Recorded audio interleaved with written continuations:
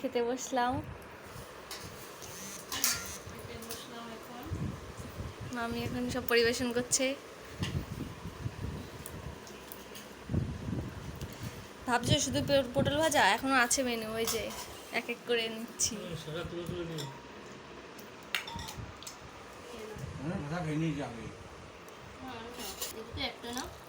কুমড়ো ফুলের বড়া,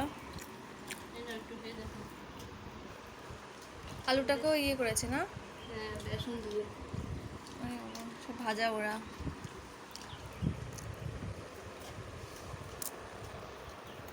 আমাদের বানাবে না, আমাদের জন্যই রান্না করা। এঁচোড়ের তরকারি অল্প করে দাও। জানি না কেমন হয়েছে। খাবো না তো গরমের মধ্যে এত। না না, কোথায় গরম? এখন ঠান্ডাই আছে। গরম তো তোমাকে ওইখানে বাবা। আর আছে লাস্টের চাটনি। এই ছিল আজকে আমাদের খাওয়া দাওয়া। আমি একটুখানি নিয়ে দেখলাম।